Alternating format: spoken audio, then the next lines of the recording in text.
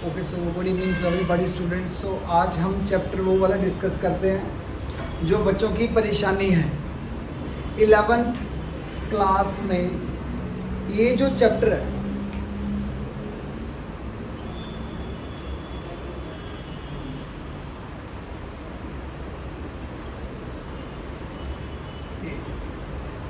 If you talk about the NEET also, so NEET में भी जो वो total for example like 21 lakh बच्चों ने पेपर दिया। सो 21 लाख में से 19 लाख से 20 लाख बच्चा होगा जिनको ये चैप्टर नहीं आता।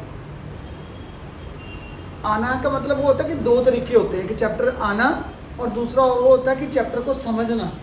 एक होता है वो ऐसे हमने चैप्टर पढ़ लिया, दूसरा होता है ये कि हमें ये चैप्टर आता है और हमें ये कॉन्सेप्ट इसका क्लियर है। So because 90% all over India में ही ये चैप्टर पढ़ाया ही इस तरीके से जाता है कि बच्चों को समझ नहीं आता। ठीक है, बट ये एक स्ट्रीम है, बायोमॉलिक्यूल एक बायोकेमिस्ट्री की डोमेन है। सो मतलब इसमें आप अनलिमिटेड स्टडी कर सकते हो। इसी चैप्टर के बिहाफ पे अनलिमिटेड स्टडी कर सकते हो। आप ग्रेजुएशन कर सकते हो, पीजी कर सकते हो, मास्टर्स कर सकते हो, आप पीएचडी कर सकते हो, पीडीएफ कर सकते हो, डीलिट तक पहुंच कर सकते हो इसी डोमेन में। So I try to explain this chapter so smoothly. अगर आप लोग साथ देते हो तो मैं आपको इजी वे में ही करवाऊंगा, क्योंकि अगर ये वाला चैप्टर आपको आ गया तो प्लांट फिजियोलॉजी जो है वो आपकी फिंगर टिप्स के ऊपर हो जाएगी। बॉटनी और जोलॉजी दोनों ही बहुत अच्छे तरीके से आपको क्लियर होगी। मैं अपने हर एक डॉक्टर को बोलता हूँ कि ये वाला चैप्टर जो वो अच्छे से अगर आप लोगों ने किया होगा तो ये आपको ऐसा डॉक्टर बनाएगा। ठीक है, कि मतलब दो तरह के डॉक्टर होते हैं, एक मेडिसिन देने वाला और एक वैसे बातों से ठीक कर देने वाला। ठीक है, सो मतलब पेशेंट जो है वो सबसे ज़्यादा आपसे ज़्यादा कंफर्टेबल होएगा अगर ये वाला चैप्टर आपने अच्छे से पढ़ा है। ये वाला सब्जेक्ट आप ग्रेजुएशन में बीटेक में जब एमबीबीएस में जाओगे आप, तो तब आपको बायोकेमिस्ट्री का ऐसे चैप्टर सब्जेक्ट बन के आएगा। तो स्टार्ट करते हैं। ठीक है, biomolecules. Bio means living organism. Living organism plant हो चाहे एनिमल हो चाहे माइक्रो ऑर्गेनिज्म, कोई भी लिविंग ऑर्गेनिज्म को बनाने के लिए मॉलिक्यूल्स कौन कौन से चाहिए। Which molecules are required to form a living organism. एक सेल को बनाने के लिए, एक चाहे वो प्लांट का सेल है, चाहे वो एनिमल का सेल है, चाहे वो माइक्रो ऑर्गेनिज्म का सेल है, तीनों में से किसी भी टाइप का सेल बनाने के लिए आपको मॉलिक्यूल्स कौन कौन से चाहिए। There are lot of molecules like carbohydrates, sugar, दूसरा प्रोटीन्स, तीसरा lipids, fourth amino acids, fifth nucleic acid, and the last one enzymes. So which molecules are required to form a cell? एक cell को बनाने के लिए आपको इनकी ये जो कार्बोहाइड्रेट है, ये मॉलिक्यूल्स हैं, ये कितने कितने चाहिए और ये कैसे बनते हैं। फॉर एग्जाम्पल अगर आप बोल रहे हो कि body is made up bye, body is a complete organism, है ना, it's a complete organism. So organism is made up by organ system. Organ system is made up by organ. Organ is made up by tissue. Tissue is made up by, tissue होता क्या है actually multi cell ही होता है ना। सो multi cell से पूछा, cell theory में आपको पता लग गया कि सेल थ्योरी में उसने जवाब दे दिया कि ईच सेल, इनसे पूछा कि आप कैसे बने हो। ठीक है, ऑर्गेनिज्म से पूछा कि तुम कैसे बने, तो ऑर्गेनिज्म ने बोला कि ऑर्गन सिस्टम से बनाओ। ऑर्गन सिस्टम से पूछा तो उसने जवाब दिया ऑर्गन से बनाओ। ऑर्गन से पूछा तो उसने जवाब दिया मैं टिश्यू से बना। टिश्यू ने पूछा तो वो बोलता मैं मल्टी सेल से बना हूँ। Multi cell, so multi cell का मल्टी सेल कैसे बने, ये चैप्टर जो वो आपने सेल चैप्टर पढ़ा आप लोगों ने। तो सेल चैप्टर जो आपने पढ़ा सेल उसमें एक टॉपिक था that is a cell theory. तो सेल थ्योरी में टॉपिक आपने पढ़ा each cell is originated from pre existing cell. इससे पूछा कि तू कैसे बना, each cell is originated from pre existing cell. So each cell is originated from pre existing cell, fine. So इसमें क्या है कि जब प्री एग्जिस्टिंग सेल है तो लास्ट सेल फंस गया कि ये वाला सेल कैसे बने, ये वाला सेल फंस गया कि how it is to be get originated, ये सेल कैसे बना। तो फिर इसका जवाब दिया इस चैप्टर में कि ये वाला सेल जो है ये कैसे बना था। इसका तो बता दिया सेल थ्योरी में, each cell is divided into two equal cell and each cell is originated from pre existing cell. इसने जिससे पूछा तो इसने भी जवाब दे दिया कि I am made up by pre existing cell, but ये फंस गया ना कि ये कैसे बना। तो इसका जवाब दिया बायोमॉलिक्यूल। बोलता एक सेल को बनाने के लिए कौन कौन से मॉलिक्यूल चाहिए होते हैं, तो वो ये है carbohydrates, proteins, lipids, amino acid, nucleic acid and enzymes. ये अब ये कितने कितने चाहिए, अब और है। अब इस चैप्टर में हमने ये थोड़ा ना पढ़ना है कि ये बस ये खत्म तो ना हो गया। अब इस चैप्टर में हमने पढ़ना है कि सेल को बनाने के लिए कार्बोहाइड्रेट चाहिए, और कार्बोहाइड्रेट को बनाने के लिए क्या चाहिए ये तो भी पता नहीं, यही तो है ये चैप्टर। कार्बोहाइड्रेट्स को बनाने के लिए क्या चाहिए, बोलता carbohydrate is made up bye. Chapter को पढ़ने से पहले ही हमें ये चीज पता होना चाहिए कि हमने कार्बोहाइड्रेट के बारे में पढ़ना क्या है। So what is required to formation of a sugar, carbohydrate sugar होते हैं। शुगर किससे मिलके बनेंगे, शुगर कैसे बनेगी, they are made up by. ठीक है, दूसरा क्वेश्चन इस चैप्टर में हमने क्या पढ़ना है कि प्रोटीन्स, एक सेल को बनाने के लिए अगर आपने लिखा है प्रोटीन चाहिए होते हैं तो प्रोटीन कितने लगेंगे भाई, protein is made up bye, large. फिर अगला वाला lipid fat is made up bye. पहला क्वेश्चन तैयार कर रहा हूं, हर एक मॉलिक्यूल करने से पहले दिमाग में ये होना चाहिए कि ये बनते कैसे हैं। शुगर को बनाने के लिए क्या चाहिए, प्रोटीन को बनाने के लिए क्या चाहिए, लिपिड को बनाने के लिए क्या चाहिए, अमाइनो एसिड कैसे बनेंगे। अगर प्रोटीन सेल को बनाने के लिए अमाइनो एसिड भी लगते हैं तो अमाइनो एसिड को बनाने के लिए क्या चाहिए। ठीक है, so nucleic acid is basically DNA, genetic material होता है, डीएनए होता है, आरएनए होता है, डीएनए भी होता है, आरएनए भी होता है, बट डीएनए और आरएनए को डीऑक्सीराइबो न्यूक्लिक एसिड, चाहे न्यूक्लिक एसिड दोनों ही है, चाहे डीएनए हो चाहे आरएनए हो, डीऑक्सीराइबो न्यूक्लिक एसिड। आरएनए क्या हुआ, राइबो न्यूक्लिक एसिड, है तो दोनों के न्यूक्लिक एसिड। फर्क क्या है उसमें, उनकी कंपोजिशन का। तो वो कंपोजिशन, डीएनए की कंपोजिशन क्या है, आरएनए की कंपोजिशन क्या है, यानी कि ultimately nucleic acid is made up bye. Next is enzymes. Enzymes the last but not the least if you talk about the biomolecules. ये चैप्टर एक हल्का चैप्टर, ये चैप्टर ऐसा चैप्टर है कि आपकी प्लांट फिजियो और ह्यूमन फिजियो को खोल के बताएगा। हर एक जो क्यों वर्ड आता ना दिमाग में प्लांट फिजियो में, अरे एंजाइम ट्रांसफरेज एंजाइम है, ये एंजाइम काम कैसे करता होगा, हाइड्रोलेज काम, हमें तो पता है लैक्टोज को तोड़ने के लिए लैक्टेज चाहिए होता है, तो lactose is made up bye glucose plus lactose, sucrose is made up bye glucose plus fructose, maltose is made up bye glucose plus glucose. अब इनको तोड़ने के लिए एंजाइम चाहिए, वो फिजियोलॉजी जितनी भी सारी डाइजेशन अब्जॉर्प्शन में एक चैप्टर है डाइजेशन अब्जॉर्प्शन। डाइजेशन अब्जॉर्प्शन की जो रिएक्शंस की है ना अपने मेटाबॉलिक रिएक्शंस, वो बिल्कुल ये चैप्टर उसके बिल्कुल ऑपोजिट है। उसमें आपने कार्बोहाइड्रेट की ब्रेकडाउन करवाई थी, शुगर की ब्रेकडाउन करवाई थी, डाइजेशन चैप्टर था तो ब्रेकडाउन ही होते। अब ये इस चैप्टर में हमने फॉर्मेशन करवानी है, शुगर बनेगी कैसे। उस चैप्टर में हमने प्रोटीन को तोड़ा था अमाइनो एसिड में, इस चैप्टर में हमने प्रोटीन बनाएंगे। उस चैप्टर में हमने न्यूक्लिक एसिड को ब्रेक किया था, इस चैप्टर में हम न्यूक्लिक एसिड को बनाएंगे।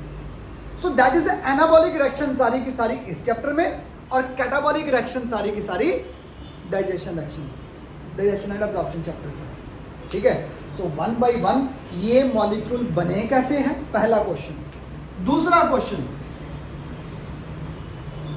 ये मॉलिक्यूल की टाइप्स क्या है, दूसरा क्वेश्चन। और तीसरा क्वेश्चन, इन मॉलिक्यूल की टाइप्स की एग्जांपल्स क्या हैं, चैप्टर फिनिश्ड। बस 3 क्वेश्चन इस चैप्टर में आपने अपने दिमाग में रखने हैं। कार्बोहाइड्रेट को बनाने के लिए क्या चाहिए, प्रोटीन को बनाने के लिए क्या चाहिए, और न्यूक्लिक एसिड को बनाने के लिए क्या चाहिए, एंजाइम बनाने के लिए क्या चाहिए, न्यूक्लिक एसिड बनाने के लिए क्या चाहिए, अमीनो एसिड बनाने के लिए क्या चाहिए, और उनकी सेकंड क्वेश्चन क्या है, टाइप्स, और थर्ड क्वेश्चन क्या है, उनकी एग्जांपल्स। नीट में पूछेगा एग्जांपल्स, नीट में पूछनी उसने एग्जांपल्स, और जो आपका जो जनरल क्वेश्चंस होंगे, जो सब्जेक्टिव क्वेश्चन की अगर बात करो आप, तो उसमें लिंकेज का क्वेश्चन आ जाएगा, जो टाइप्स ऑफ इनके फंक्शन आ जाएंगे। सो मेजरली बस ये 3 क्वेश्चन अगर दिमाग में है तो ये चैप्टर आपके फिंगर टिप्स के ऊपर हो। सो 1 by 1 हम हर एक मॉलिक्यूल्स के लिए के बारे में डिस्कस करेंगे। कार्बोहाइड्रेट्स क्या है, प्रोटीन, कार्बोहाइड्रेट बनते कैसे हैं। सो आज के लिए इस लेक्चर में हम सिर्फ कार्बोहाइड्रेट्स करेंगे। ओके, कार्बोहाइड्रेट का हमें एक सेल बनाने के लिए कौन कौन से मॉलिक्यूल चाहिए होते हैं, सो उन मॉलिक्यूल की कंपोजिशन क्या होती है। अगर आपको बॉडी पता कि body is made up by, थोड़ा सा रिकैप कर रहा हूँ, body is made up by organism, organism is made up by organ system, organ system is made up by organ, and organ is made up by tissue, and tissue is a multicell. Multicell से पूछा कि how it is to be regenerated, so cell theory के accordingly जवाब है I am made up by pre existing cell. So ultimately last वाला cell फंस गया था, तो उसने जवाब दिया कि एक को सेल को बनाने के लिए मॉलिक्यूल चाहिए होता है। तो मॉलिक्यूल कौन कौन से होते हैं, सारे एक बार रिपीट करके बता दो। पहले होते हैं कार्बोहाइड्रेट्स, सेकंड है proteins, third one is, and the fourth one is amino acid, and the fifth one is, and the sixth one is, the last is enzyme, but not the least. Enzyme थोड़ा सा बड़ा topic है, उसमें से आपका questions काफ़ी आते हैं, नीट में भी क्वेश्चंस आते हैं, और एज ए सब्जेक्टिव आपके स्कूल एग्ज़ाम में भी क्वेश्चंस आते हैं इसमें से, ठीक है। सो थोड़ा सा ध्यान रखना, साथ साथ में ही इसकी मैं प्रूफ, इस चैप्टर के जो प्रूफ होंगे ना, वो साथ साथ में मैं आपको बताता जाऊंगा। क्लियर है, स्टार्ट करते हैं। कार्बोहाइड्रेट्स, सो पहले है कार्बोहाइड्रेट्स। ये कार्बोहाइड्रेट नाम ही जो है, नेम देखो कैसा है, अल्टीमेटली डिक्शनरी मीनिंग है शुगर। अगर शुगर की बात करो तो शुगर की भी बड़ी कॉम्प्लिकेशन है।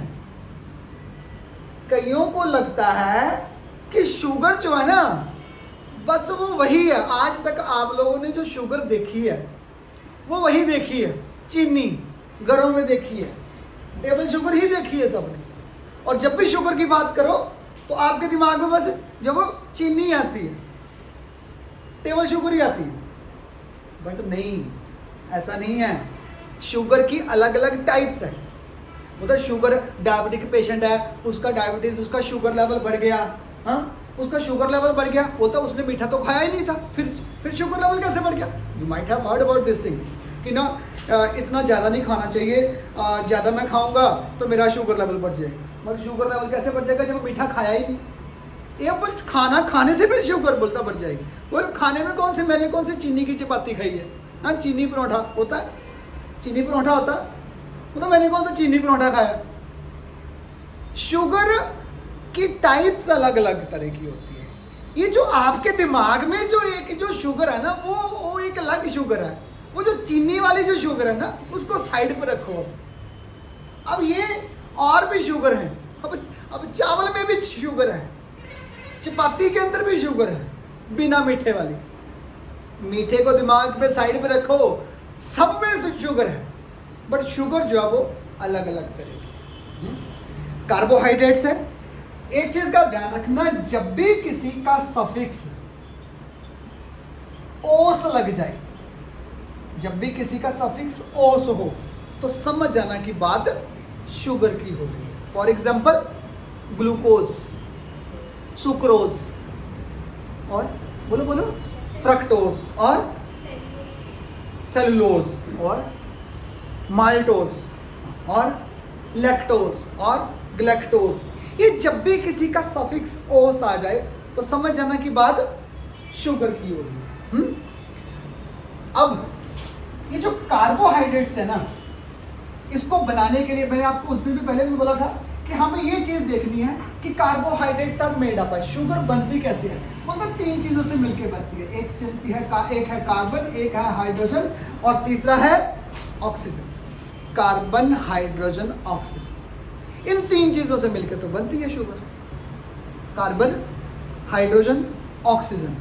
अब वो बोलते कि अब थोड़ा सा रिमाइंड करवाता हूँ। If you talk about the glucose का फार्मूला क्या आता है? C6H12O6, C6H12। ये तो फेमिलियर हो, इसके बारे में तो जानते हो। शुगर के इस मॉलिक्यूल के बारे में तो अच्छे खासे से जानते हो कि ग्लूकोज क्या होता है। C6 है तो वही है ना, C6 है। हाइड्रोजन कितने हैं? 12 है। ऑक्सीजन कितने हैं? 6। तो मतलब C6H12O6, बस इसी में फर्क है। कार्बन, हाइड्रोजन, ऑक्सीजन, मैं बोल रहा था ना कि मॉलिक्यूल चेंज हो गया। मॉलिक्यूल चेंज हो जाएगा अगर इनमें चेंजेस आएंगे। अगर रेशियो जो है वो अलग अलग होगी तो मॉलिक्यूल ही चेंज हो जाएगा, शुगर की टाइप जो है वो चेंज हो जाएगी। अब उसके बिहाफ पे देखा जाए कि कार्बोहाइड्रेट्स होते क्या हैं। कार्बोहाइड्रेट्स और हमें एनर्जी प्रोवाइड करते हैं, इससे हमें एनर्जी मिलती है। फिजियोलॉजिकल वैल्यू इसकी 4.0 होती है, जिससे हमें कैलोरीज बनती हैं। ठीक है, मल्टीप्लाइड बात कर लो, जितनी भी आपने शुगर खाई है 200 ग्राम खाई है, मल्टीप्लाइड बाय फिजियोलॉजिकल वैल्यू 4.0 से मल्टीप्लाइड कर लो, उतनी आपकी कैलोरी बना लिया आपने। सो वह ऐसे ही बनती है कैलोरीज। सो मतलब कार्बन इतने हैं, हाइड्रोजन इतने हैं, ऑक्सीजन इतने। ये हमें कैसे पता लगेगा? ये ट्रिक है। ये डिफाइन करेगी कि शुगर की टाइप कौन सी है। बायोलॉजिकल नेम में अगर आप इसका बायोलॉजिकल नेम देखते हो तो दैट इज ए टर्मिनोलॉजी का पॉइंट ऑफ व्यू से इसका नाम है सैकेराइड। क्या है? Saccharides. But what is this saccharide? Sugar एक कॉमन नेम है और सैकेराइड एक बायोलॉजिकल नेम। हर एक जो वो ऑर्गेनिज्म का, हर एक मॉलिक्यूल का एक जो वो कॉमन नेम होएगा और एक है उसका बायोलॉजिकल नेम। अब ये जो सैकेराइड है, शुगर, इसका डिक्शनरी मीनिंग होता है शुगर। अब ये कितने टाइप की होती है? ये डिसाइड करेगा कि कार्बन, हाइड्रोजन, ऑक्सीजन कितने हैं। 3 तरह की शुगर होती है। एक होती है मोनोसैकेराइड्स।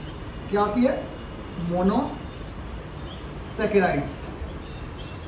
दूसरी शुगर होती है ओलिगोसैकेराइड्स। कौन सी? Oligosaccharides. And the third one is the polysaccharides. Polysaccharides. Mono का मतलब वन, सिंगल। सैकेराइड का डिक्शनरी मीनिंग तो ये बन गया सिंगल शुगर। ओलिगो में ना ये ना लड़ते रहते हैं, पता नहीं कौन बच्चे भी लड़ते रहते हैं कि हमारी मैडम ने 2 शुगर बोले हैं इसमें, कोई बोला हमारी मैडम ने 4 शुगर बोले हैं इसमें, कोई बोलेगा कि 5 शुगर बोले हैं इसमें। तो ये ओलिगो की बुक टू बुक जो वो वेरी कर रही है। ठीक है, 2 से लेके 10 तक जब वो शुगर में इकट्ठे कर लो तो वो सारे के सारे ओलिगो में आएंगे। चाहे वो डाइसैकेराइड होगा, थोड़े से लिख देता हूं, चाहे वो डाइसैकेराइड होगा, चाहे वो ट्राइसैकेराइड होगा, और चाहे वो टेट्रासैकेराइड्स हो।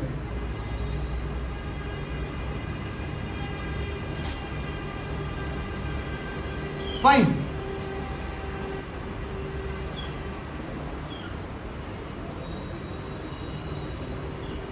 इसमें 3 शुगर, इसमें 2 शुगर, इसमें 4 शुगर। ठीक है। सो पॉली का मतलब मैनी, सैकेराइड का मतलब शुगर। सो ये जो पॉलीसैकेराइड्स होते हैं they are made up by many sugar. कितने सारे शुगर मिला के आपको 300 से 3000 मॉलिक्यूल ऑफ द ग्लूकोज भी आपस में जुड़ सकते हैं, ठीक है। अब ये कितने होते हैं, ये आगे फर्दर दो तरह के होते हैं। एक होते हैं होमो पॉलीसैकेराइड्स, होमो पॉलीसैकेराइड्स, और दूसरे होते हैं हेट्रो पॉलीसैकेराइड्स। अब टर्म जो है वो break the term find the answer, जो वो ये यहीं पे लग रहा है, हर एक में लग रहा है। अब क्योंकि एक हमने रटना नहीं है, बायोमॉलिक्यूल जो है वो हमने रटना थोड़ा है, इसको तो ये तो फील करो। ये तो चैप्टर, ये ऐसा चैप्टर है कि आपको हर एक जो दिमाग आपके जो वो कितने कंसेप्ट है वो खोल देगा। अब याद करने बैठोगे तो कर लो फिर याद, इसमें याद रट्टा मारने वाला तो कोई काम है ही नहीं है। मैं हर एक वर्ड को तोड़ के बता रहा हूँ, ठीक है। शुगर की अलग अलग टाइप है, मोनो, ओलिगो एंड, मैं डाई भी बोल सकता था, बट डाई भी था, ट्राई भी है, टेट्रा भी है। तो वो सारे जब आते हैं, इकट्ठा मैंने नाम दे दिया उसको, क्या दे दिया नाम, ओलिगो। उसमें डाई भी आ गया, ट्राई भी आ गया, टेट्रा भी आ गया। अब डाई का मतलब, ये तो सारे वर्ड्स तो आपको पता ही है सारे। डाई का मतलब 2 है, ट्राई का मतलब 3 है और टेट्रा का मतलब 4 है, क्लियर। सो पॉलीसैकेराइड्स वो आगे फर्दर दो तरह के, एक होमो। अब ये जो बोलते हैं जोड़ने हैं, ये जो ग्लूकोज आपस में जोड़ने हैं, ये जो जोड़ने हैं तो क्या ये सेम ही मॉलिक्यूल, सेम शुगर ही जोड़ने हैं?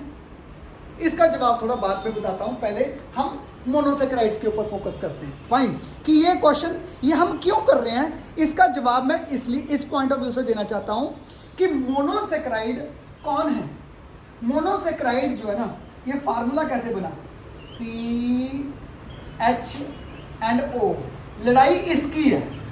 ये हमने फाइंड आउट करना है कि किसके हर हिस्से में कितने कितने कार्बन, हाइड्रोजन, ऑक्सीजन आते हैं। तो ये जवाब देगा हमें कौन, उसकी टाइप। मोनोसैकेराइड में कार्बन, हाइड्रोजन का, इसके पहले ध्यान रखना, एक तो ये शुरू होता है C3 से, सॉरी 3 नंबर कार्बन एटम से शुरू होता है। कितने नंबर कार्बन एटम से, C3 से, और C7 तक चलता है। यहां तक क्लियर है। 3 नंबर से शुरू होगा कार्बन मॉलिक्यूल 3 से शुरू होंगे और कब कहां तक चलेंगे, 7 तक चलेंगे। 3 से शुरू होंगे 7 तक चलेंगे। पहला उनमें आ गया, C3 से शुरू करते हैं, टॉक अबाउट C3।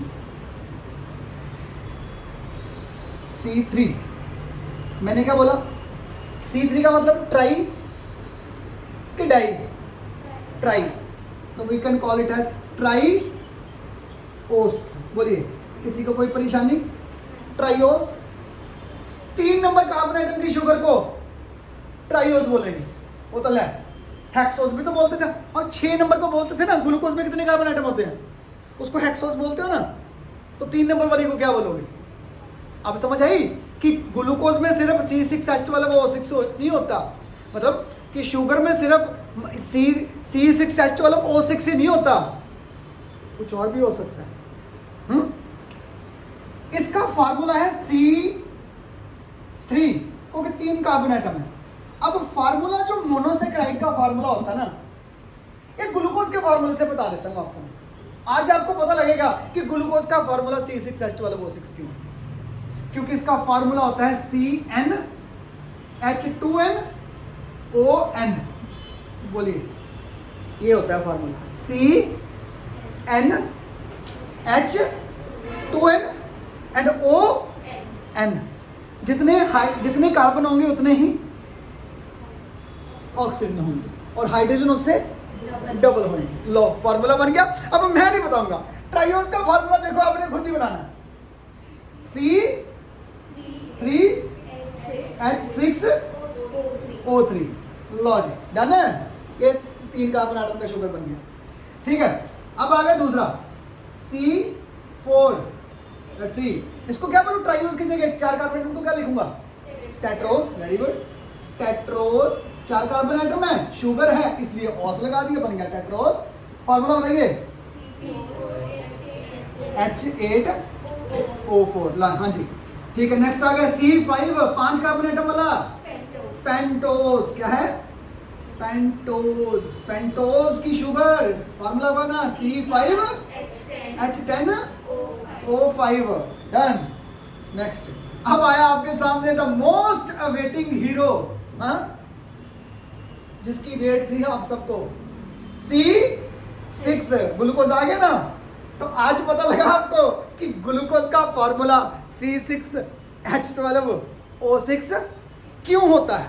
बोलिए, है कि नहीं बायोमॉलिक्यूलर इंटरेस्टिंग? C6H12O6 पढ़ते तो आ रहे हो, अब 9th क्लास 10th क्लास में पढ़ते आ रहे हो। आज तक पता था कि फॉर्मूला क्यों बना है इसका? बोलिए, समझ आया? ये है एंट्री ऑफ बायोकेमिस्ट्री। अब आप जब बायोकेमिस्ट्री जब आप फील करोगे ना, तो खुद जब अपने आप वर्ड्स निकल के आएंगे कि हाँ भाई मैं ये हूं, मेरा रीजन ये है। समझ आइए? तो C6 क्या बोलेंगे हम इसको? हेक्सोज। क्या लिखेंगे?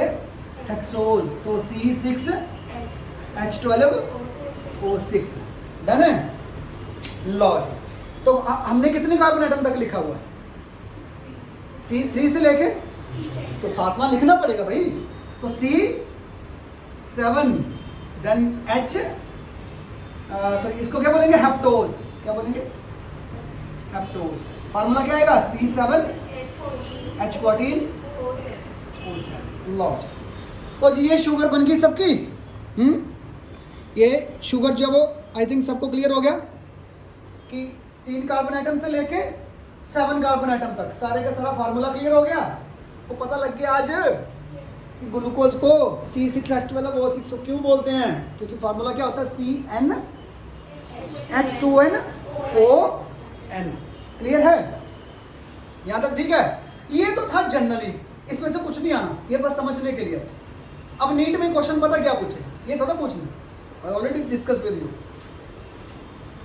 टाइप्स हमने डिस्कस कर लिए, they are made up by carbohydrate. 3 question बोले थे मैंने स्टार्टिंग में कि 3 क्वेश्चन आपके दिमाग में पहले से होने चाहिए। They are made up by, और दूसरा क्वेश्चन क्या था? उसकी टाइप आपके सामने है, टाइप आपके सामने है। तीसरा क्वेश्चन क्या बोला था?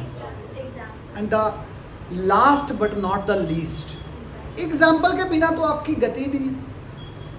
एग्जाम्पल के बिना आप नीट का क्वेश्चन सॉल्व कैसे करोगे? एग्जाम्पल ही तो नीट का क्वेश्चन। अब उसमें याद रखना, अब सारे के पीछे ट्रिक थोड़ा बताने, जितने ट्रिक थे उतने ट्रिक बता दिए। अब उसमें एग्जाम्पल तो याद रखनी पड़ेगी ना।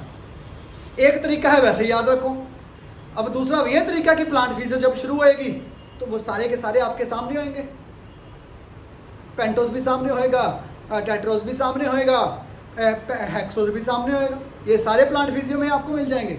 जो हम चैप्टर नेक्स्ट प्लांट फिजियो शुरू करेंगे ना यूनिट, तो उसमें ये आपको सारे मिलेंगे। तो पहले तो दिमाग में हीरो का पता नहीं होता, जब मूवी चलती है तो तब तो पता नहीं चलता। अगर हम बात करते जब मूवी स्टार्ट होती है तो तब कहाँ पता चलता भी हीरो मूवी के अंदर हीरो कौन सा आना, कौन गेस्ट अपीयरेंस में आना। तो ये नाम पहले वही आ रहे हैं जो आज आपको अभी में भी शायद पता ना हो, बट ये आपके साथ आप इनसे मिलोगे प्लांट फिजियो में जाके। सो 3 नंबर कार्बन एटम की शुगर की एक एग्जांपल है, 2 एग्जांपल एक्चुअली। एक है PGA फॉस्फोग्लिसरॉल्डिहाइड और दूसरी है DHAP डाइहाइड्रोक्सी एसीटोन फॉस्फेट। ये मिलेगी आपको पेज नंबर पुरानी बुक पे, पुरानी बुक NCERT की जो पिछले लास्ट ईयर वाला एडिशन, उसमें था page number 229। 2 to 9 number page होगा, ग्लाइकोलाइसिस टॉपिक होगा। उसमें फ्रक्टोज 1,6 बिसफॉस्फेट को ना, एक हेक्सोज को ना 2 ट्राइओज में तोड़ के बताया उसने। तो चेक करो, NCERT ओपन करो, पुरानी बुक पे 229 नंबर पेज, और न्यू बुक पे क्या होगा? न्यू बुक पे पेज नंबर बता दो मेरे को, तो न्यू अब पेज नंबर याद करने में मेरे को न्यू बुक के अकॉर्डिंगली याद करने पड़ेंगे। पुरानी वाली पे तो याद हो चुका है, I think so 156 is this. The topic is glycolysis. एक टेबल बना होगा बुक पे, is am right? Page number 156। Oh good, ठीक है। पेज नंबर 156 ग्लाइकोलाइसिस टॉपिक देखो, बीच में देखो, पहले देखो ग्लूकोज बन रहा है, ग्लूकोज से ग्लूकोज 6 फॉस्फेट बना है, ग्लूकोज 6 फॉस्फेट से फ्रक्टोज 6 फॉस्फेट बना है। आगे फ्रक्टोज जो है ना 2 ट्राइयोज में टूटा है, चेक करो। फ्रक्टोज 1,6 बिस फॉस्फेट टूटा होगा, एक बना है फॉस्फोग्लिसराल्डिहाइड 3 फॉस्फोग्लिसराल्डिहाइड ट्राइयोज, और दूसरा बना है DHAP dihydroxy acetone phosphate. Check करो, मिला? बोलो। वो मिल गया? मिले ना दोनों? तो ये दोनों 1 hexose is equal to how many triose? 2। तो 2 ट्राइयोज में तोड़ दिया ना उसने। एक हेक्सोज बना लो, बोलता है हेक्सोज को, एक हेक्सोज 2 ट्राइयोज में टूट गया। तो दोनों ट्राइयोज की एग्जांपल उसने मेंशन कर दी, एक है फॉस्फोग्लिसराल्डिहाइड और दूसरा है, अब मैं आपको याद कराऊं, फॉस्फोग्लिसराल्डिहाइड याद करवाऊं, DHAP याद करवाऊं, पहली बार नाम सुन रहे हो ना, आपको याद रहना कोई वो टाइम वेस्ट करने वाली बात है। प्रूफ दिखाया मैंने आपको, चैप्टर के स्टार्टिंग से पहले प्रॉमिस किया था कि ये चैप्टर चलेगा प्रूफ के साथ, साथ साथ में मैं लाइव प्रूफ दिखाता जाऊंगा बॉटनी का। बॉटनी तो फील करने वाली चीज है, बॉटनी तो खुद बोलती है कि हाँ मेरा रीजन ये है, ठीक है ना? तो चेक करो, ट्राइयोज की एग्जांपल क्लियर होगी। Next is Tedros, next is Tedros. Tedros में 2 एग्जांपल होती हैं, एक होता है एरिथ्रोस, एक होता है ज़ैल्यूलोज। ये याद करने वाली, ये थोड़े से फेमिलियर कम होंगे आपके लिए। पेंटोज वाले आपके साथ फेमिलियर है, पेंटोज वाले फेमिलियर है, मैं बार बार बोल रहा हूं, क्योंकि कौन सा बच्चा जिसने DNA का नाम नहीं सुना? सुना है? सुना है? सुना है? सबने सुना है? DNA की फुल फॉर्म किसने सुनी है? बताओ, क्या फुल फॉर्म है DNA की? Deoxy ribonucleic acid, deoxy ribonucleic acid. RNA की राइबोन्यूक्लिक एसिड, एक राइबोन्यूक्लिक एसिड है, दूसरा डीऑक्सी राइबोन्यूक्लिक एसिड। एक राइबोन्यूक्लिक एसिड है, दूसरा डीऑक्सी राइबोन्यूक्लिक एसिड है, बट है दोनों के दोनों 5 कार्बन एटम की शुगर वाले हैं। ये सिमिलैरिटी है between the DNA and RNA। दोनों के अंदर शुगर कौन सी होती है? पेंटोज। तो यानी कि 5 कार्बन एटम वाला शुगर वाला आएगा। What will be the difference? एक है, देखो राइबोज, इसकी एग्जांपल है। RNA के अंदर जो शुगर होती है वो इसी की एग्जांपल है। दूसरी है डीऑक्सी राइबोज, वो भी इसी की एग्जांपल है। तीसरा एक बड़ी इंटरेस्टिंग है, राइबोलोज। इसको पकड़ के रखना, प्लांट फिजियो में ना मैं याद करवाऊंगा, ट्विस्ट बन के आएगी कहानी में। ये राइबोलोज 3 है, एक राइबोज, एक डीऑक्सीराइबोज और एक राइबोलोज। ये प्लांट के अंदर प्रेजेंट होती है। इसको ना डबल अंडरलाइन कर लेना, जब मैं फोटोसिंथेसिस करवाऊंगा ना चैप्टर, तो अपने आप ही फिर मैं पूछूंगा आपसे कि एक एग्जांपल बताई थी 5 कार्बन एटम वाली शुगर जो संभाल के रखने के लिए बोला था, तो क्या संभाल के रखी हुई है? Ribose, deoxy. अब according to you what will be the difference between the deoxyribose and ribose? नाम से पता लग रहा है इसका फॉर्मूला।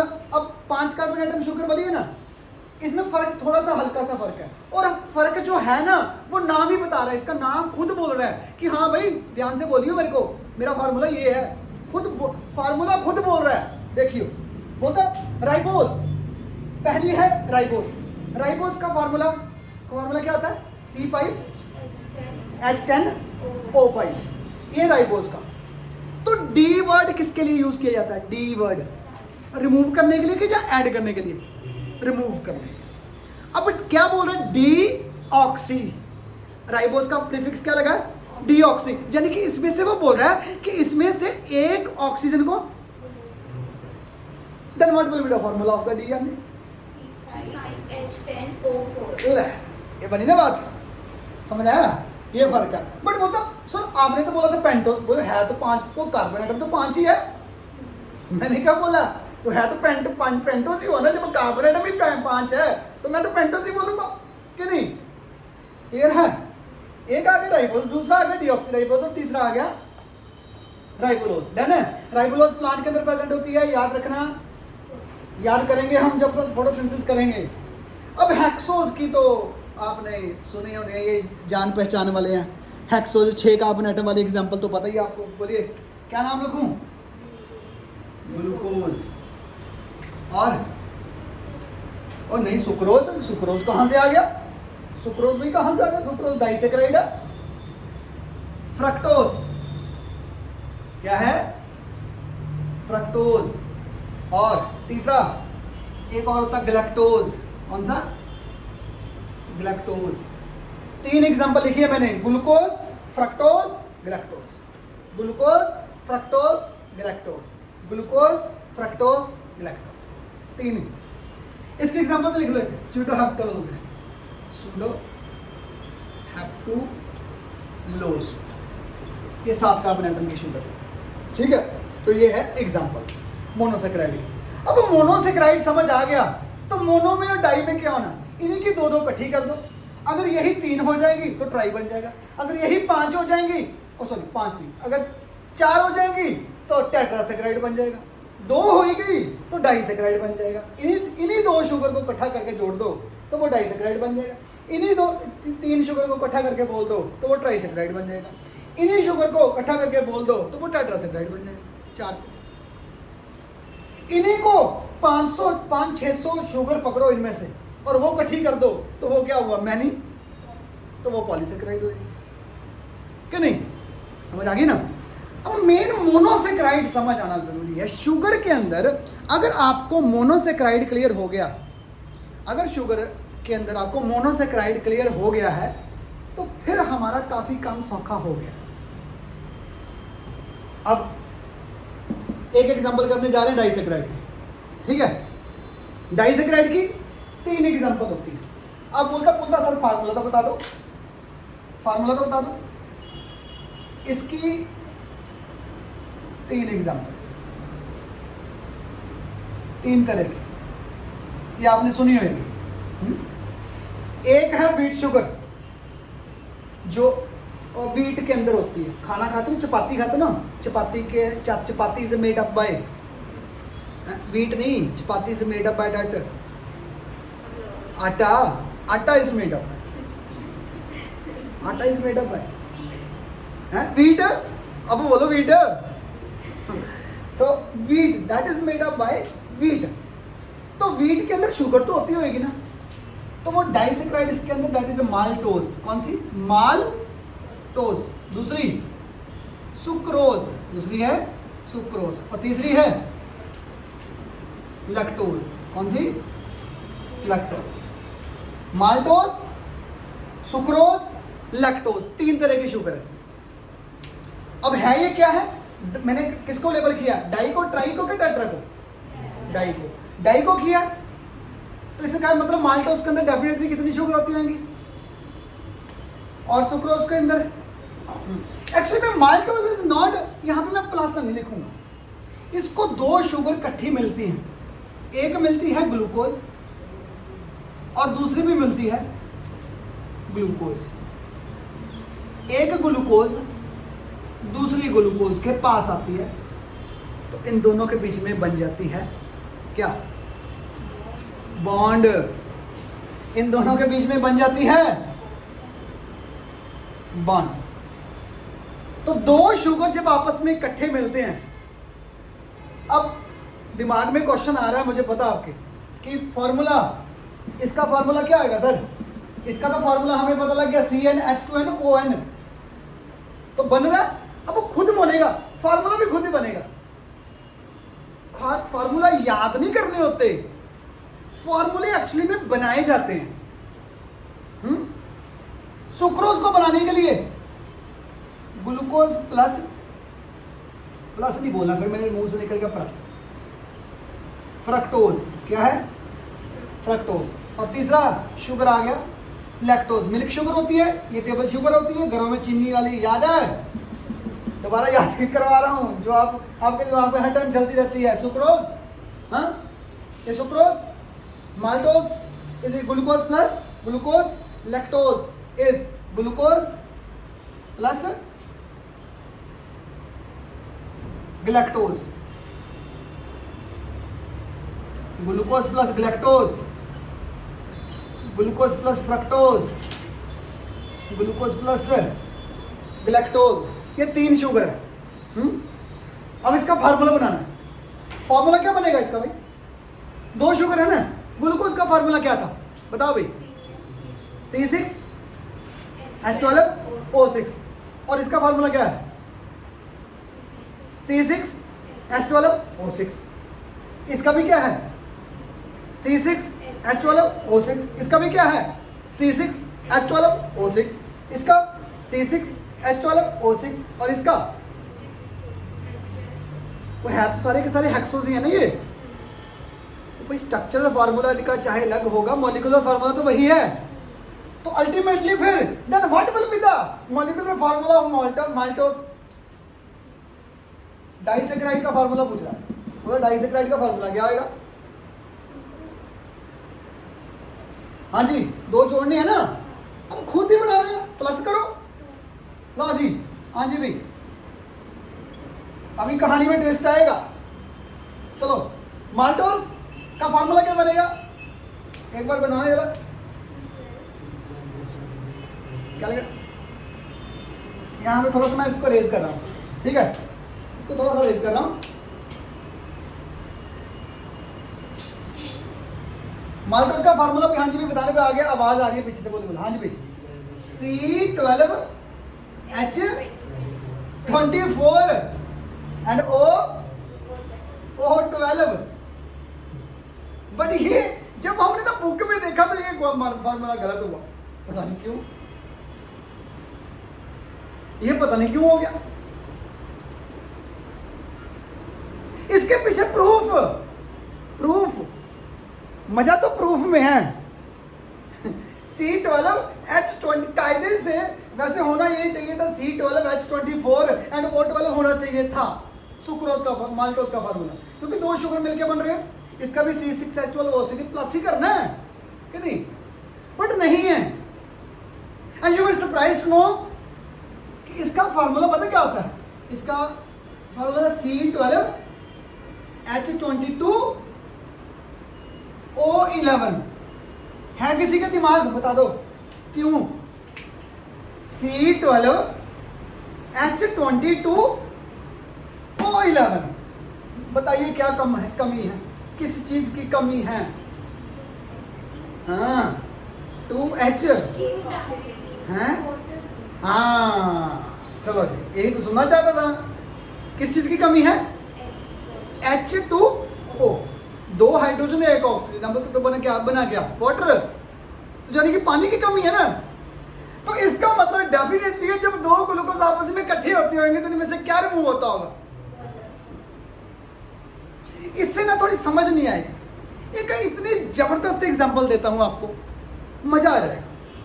आज आप देखोगे हाँ ये है प्रूफ। ये बताओ इनमें से टेबल शुगर कौन सी है?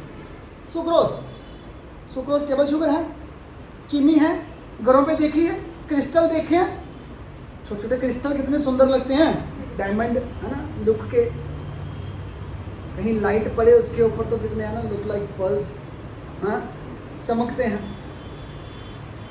जिनको प्योर किया होता है। अब ये कोई बता दे मेरे को, वो उस चीनी को बनाना किसके, वो बनती किससे है?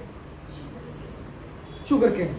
ले, शुगर केन तो लिक्विड नहीं होता, वो गन्ने का रस ही हो रहा है। शुगर केन तो बनता तो उससे, गन्ने का रस ही बनता उससे। गन्ने के रस जो शुगर केन होता है उसमें से रस निकलता है, और वो तो लिक्विड है। तो जो तुम चीनी बोल रही है वो है हैं? जूस का बच गया होता है।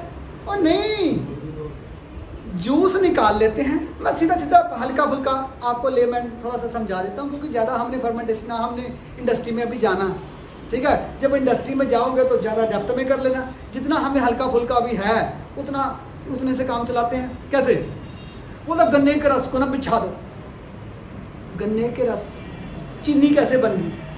गन्ने का रस निकाला उन्होंने, निकालने के बाद बिछा दिया पूरे ज़मीन के ऊपर, पूरे ज़मीन के ऊपर जितने भी गन्ने का रस था वो सारा का सारा बिछा दिया।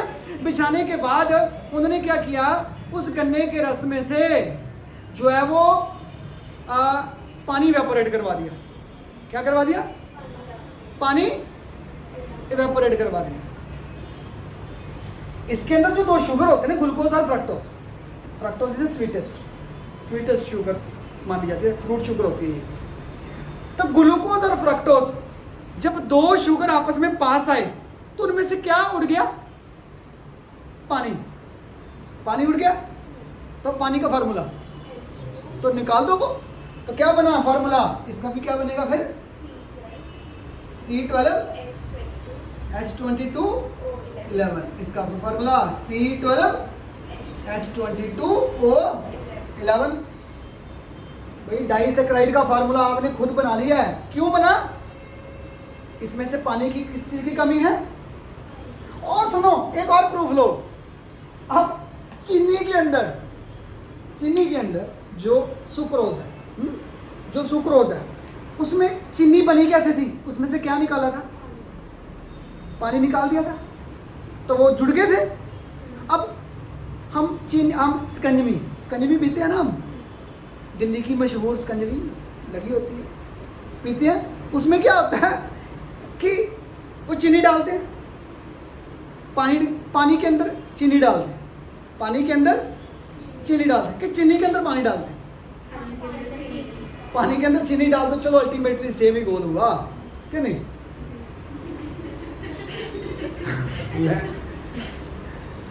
पानी के अंदर चीनी के चीनी के अंदर पानी, पानी के अंदर चीनी, अल्टीमेटली वही हुआ, चीनी के अंदर। पर वैसे बोलोगे नहीं आज के बाद कभी नहीं बोलोगे पानी के अंदर चीनी, यही बोलोगे चीनी के अंदर।